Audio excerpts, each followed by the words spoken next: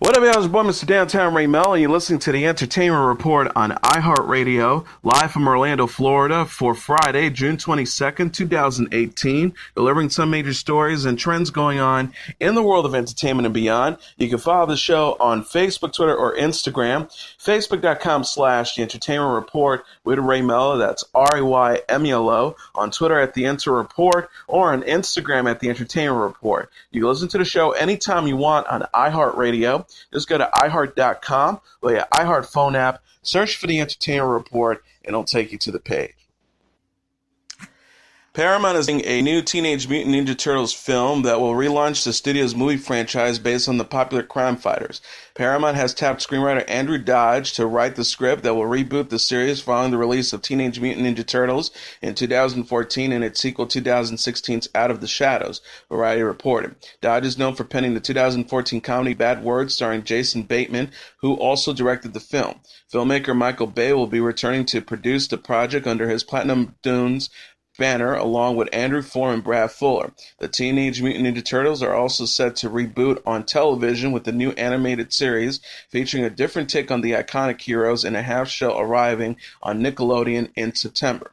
The voice cast includes Ben Schwartz as Leonardo, Kat Graham as April O'Neil, Josh Brenner as Donatello, Brandon Michael Smith as Michelangelo, Omar Miller as Raphael, and Eric Buzza as Master Splinter, along with WWE star John Cena as a new villain named Baron Draxum. And speaking of Jason Bateman, him and Laura Linney are back in the first teaser trailer for Season 2 of Netflix's crime drama Ozark. The teaser, released Thursday on Twitter, announced that Ozark will be returning to Netflix on August 31st. Linney's Wendy says to Bateman's Marty in the dark and foreboding clip, "We've done lots of things we said we would never do."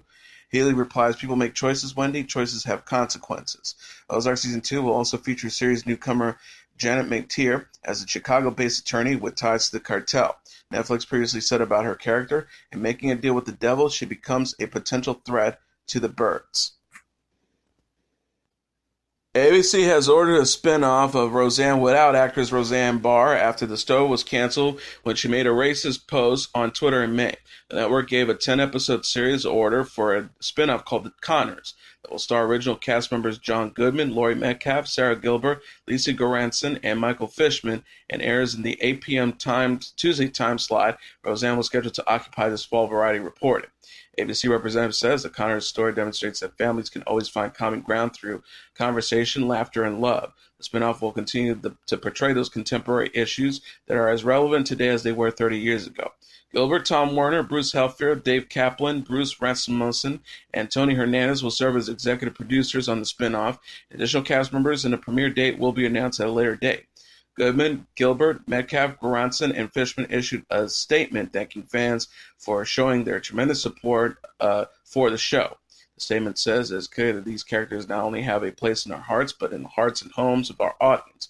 We all came back last season because we wanted to tell stories about the challenges facing a working-class family today. We're so happy to have the opportunity to return with the cast and crew to continue to share those stories through love and laughter. Roseanne was canceled May 29th after Barr tweeted comments about former advisor to then President Barack Obama, Valerie Jarrett, which ABC Entertainment President Channing Dungey said was aberrant, repugnant, and inconsistent with our values. Barr also issued a statement regarding the spinoff Thursday. She says, "I regret the circumstances that have caused me to be removed from Roseanne. I agreed to the settlement in order that 200 jobs of beloved cast and crew could be saved, and I wish the best for everyone involved."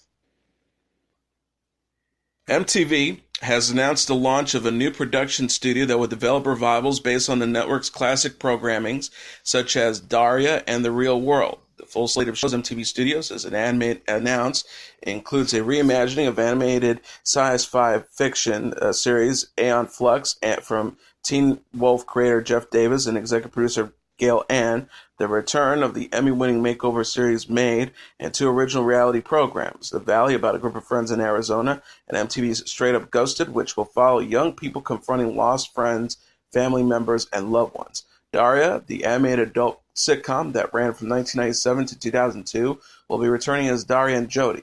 Grace Edwards is writing the series. The Real World will return with its classic format intact, which involves 7 strangers living in a house together. Daria and Jody, The Real World, and Aeon Flux are being pitched to streaming platforms such as Hulu, Netflix, and Apple, Deadline reported.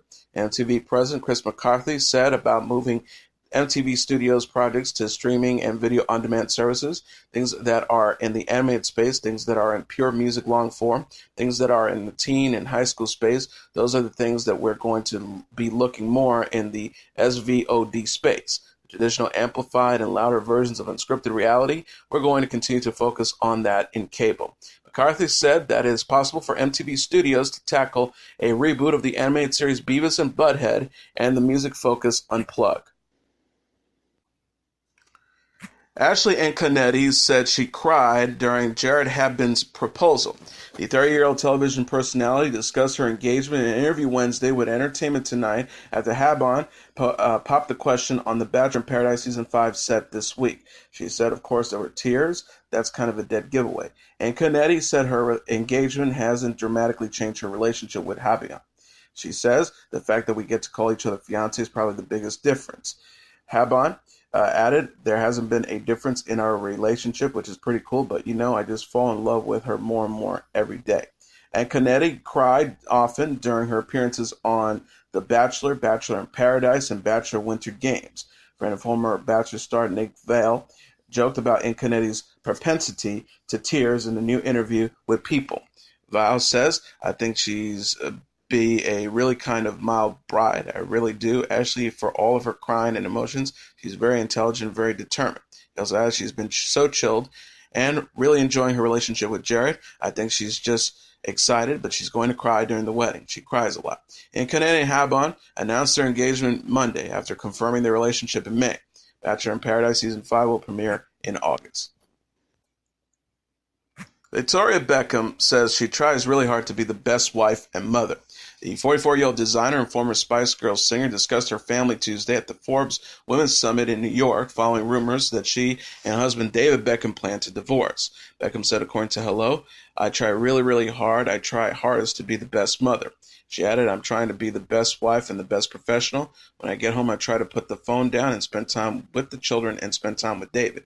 Beckham is parents to 19-year-old son Brooklyn, 15-year-old son Romeo, 13-year-old son Cruz, and Harper with David, and praised the 43-year-old retired soccer star in her speech. She said, I have the support of an incredible husband. We really are equal with everything we do at home with the children. When I'm away, he's the one doing the school run and doing the cooking. Beckham, who launched her Victoria Beckham fashion label in 2008, says David's support has contributed to her success in business. She says, according to Forbes, it's about being a working partnership. Beckham's rep denied divorce rumors in a statement to Hello, saying there's no impending statement nor divorce. Mary J. Blige is officially divorced from ex-husband Kendu Isaacs. Entertainment Tonight reported the 47-year-old singer finalized her divorce from Isaacs, her former manager, Wednesday in Los Angeles. Documents show the details of Blige and Kendu's divorce settlement as confidential, according to TMZ. The pair reached a settlement in March following reports Kendu was seeking $130,000 per month in spousal support. Blige filed for divorce in July 2016 after 12 years of marriage. She was ordered in June 2017 to pay Isaac $30,000 per month in temporary spousal support after arguing in December 2016 that she was struggling with debt. The star said in court documents, Isaac suggests we live the lavish lifestyle, and in fact, we overspend and we are in insignificant debt. We owe millions of dollars in taxes and have significant advances that have to be recouped by record companies. Jesse Williams will pay $50,000 per month in child support to his estranged wife. TMZ reported the 36-year-old actor was ordered to pay the sum each month to Aaron Drake Lee in support of their two children, 4-year-old daughter Sadie and 2-year-old son Maceo. Williams has requested the court reduce his child support payments according to People. It was deemed, however, that he had a, quote, extraordinarily high income, earning more than $521,000 per month. The Grey's Anatomy star will begin paying Drake Lee $50,000 per month in child support in July. He also paid his estranged wife $50,695 per month in spousal support. Williams filed for divorce from Drake Lee in April 2017 after 4 years of marriage and a decade together. People reported this month the actor is dating Sportsnet news anchor Taylor Works. Williams plays Jackson Avery on Grey's Anatomy, which will return for a 15th season in the fall. Star Dean Cain has been sworn in as a reserve police officer at the San Anthony Police Department in Idaho. Cain, an actor who's best known for starring as the Man of Steel in television's Lois and Clark, The New Adventures of Superman from 1993 to 1997, joins the department as a member of the All About Kids Foundation, which aims to protect children from bullying and internet predators. Cain is the second celebrity to become a reserve officer at St. Anthony following Chip star Eric Estrada, who joined in July 2016 and started the All About Kids initiative. Cain said at City Hall after being sworn in by St. Anthony Mayor Don Powell, the Idaho State Journal reported, "This is a wonderful opportunity. It is great to be here with you guys to put on this uniform." He continued, "I love the small town feel. Everybody's been extremely friendly and warm." Cain, following the ceremony, signed autographs and took photos with fans outside City Hall.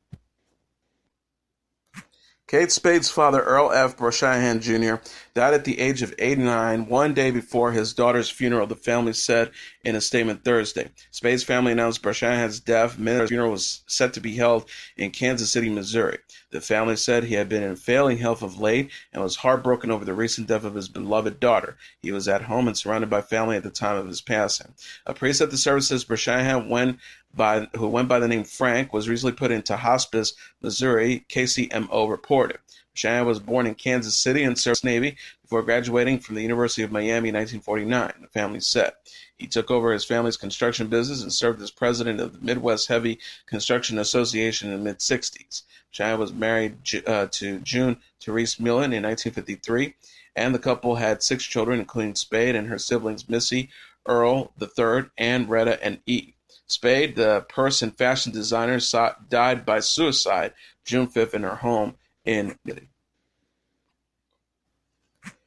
Rock icon Paul McCartney released 2 new songs from his upcoming fall album Egypt Station titled I Don't Know and Come On To Me. The tracks were made available on music streaming services starting Wednesday and on YouTube, where they were presented with lyric videos that featured art from the cover of Egypt Station. The album is set for release on September 7th. The former Beatles sings I Don't Know, a soft ballad, but it's alright, sleep tight, I will take the strain, you'll find, love of mine, you'll feel no pain. He sings on Come On To Me, a more upbeat rock song, If You Come On To Me, Will I Come On To You. Egypt Station is the follow-up to McCartney's last solo outing, 2013's New. The 76-year-old said in a statement about the meaning behind the project's title, I like the words Egypt Station. It reminds me of the albums we used to make. Egypt Station starts off as the station on the first, and then each song is like a different station. So it gives us some ideas to the base, all the songs around that. And I think of it as a dream location that the music emanates from. McCartney, in an interview with DIY about Egypt Station, commented on how fortunate he is to be able to work with a variety of younger artists, such as when he collaborated with Kanye West and Rihanna on the 2015 song 4 5 Seconds. He says it's more of a question of me feeling lucky that these people are interested in working with me and think that I can bring something to it. For me, I feel great. I like that. McCartney was a featured guest on James Corden's popular Late Late Show segment Carpool Karaoke this week. And now let's take a look at what happened on this date in entertainment history. On this date in 2008, the influential comic writer, actor, and stand-up comedian George Carlin dies of heart failure at the age of 71. Born in New York City, Carlin dropped out of high school and joined the Air Force. While stationed in Shreveport, Louisiana, he got a job as a radio disc jockey. After his discharge, he worked as a radio announcer and disc jockey in Boston and Fort Worth, Texas.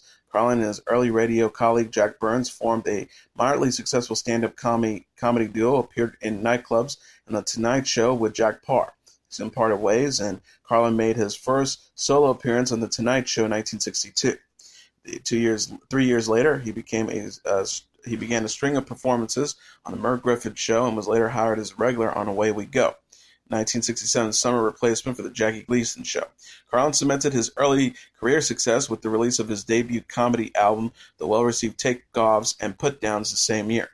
During the 1960s, Carlin had a recurring role on Come That Girl, starring Marlo Thomas, and made numerous television appearances on shows such as The Ed Sullivan Show and Johnny Carson's Tonight Show. Seeking to make a leap into big-time starlet, the relatively clean-cut, conventional comic reinvented himself around 1970 as an eccentric, biting social critic and commentator. In his new incarnation, Carlin began appealing to younger, hipper audiences, particularly college students. He began dressing in a stereotypical hippie style with a beard, long hair, and jeans, and his new routines were punctuated by poignant jokes about religion and politics and frequent references to drugs. Released in 1972, Carlin's second album, FM/AM, won a Grammy Award for Best Comedy Recording. A routine from his third hit album, Class Clown, in 1972, grew into the comic's now famous profanity-laced routine, 7 Words You Can't Never Say on Television. When it was first broadcast on New York radio, a complaint led by the Federal Communications Commission to ban the broadcast as indecent. The Supreme Court later upheld the order, which remains in effect today. The routine made Carlin a hero to his fans and got him in trouble with radio brass as well as with the law enforcement. He was even arrested 7 times, once during an appearance in Milwaukee for violating obscenity laws. More popular than ever as a counterculture hero, Carlin was asked to be the first guest host of a new sketch comedy show, Saturday Night Live, in 1975. 2 years later, he starred in the first of what would be 14 comedy specials on HBO. The last one aired on March 2008. Carlin had a certain degree of success on the big screen as well, including a supporting role in Outrageous Fortune in 1987, a memorable appearance in Bill and Ted's Excellent Adventure in 1989, and a fine supporting turn in the drama The Prince of Tides in 1991. Most recently, he played a Roman Catholic cardinal in Kevin Smith's satirical comedy Dogma in 1999. Though a 1994 Fox sitcom, The George Carlin Show, lasted only 1 season, Carlin continued to perform his HBO specials and his live comedy gigs into the early 21st century. He also wrote best-selling books based on his comedy routines, including Brain Droppings, 1997, Napalm and Silly Putty in 2001, and When Will Jesus Bring the Pork Chops, 2004. According to his obituary in New York City, Carlin gave his last live comedy show in Las Vegas just weeks before his death. And as your entertainment report for Friday, June 22nd, 2018, I'm your host, Mr. Downtown Ray Melo. I'll be back on Monday to deliver some major stories and trends going on in the world of entertainment and beyond. You can follow the show on Facebook, Twitter, or Instagram. Facebook.com/The Entertainment Report with Ray Melo, that's RAYMELO, on Twitter at The Enter Report, or on Instagram at The Entertainment Report. You can listen to this episode or any previous episodes of The Entertainment Report anytime you want on iHeartRadio. Just go to iHeart.com or your iHeart phone app, search for The Entertainment Report, and it'll take you to the page. Everyone have a great weekend. Good night, and God bless you all.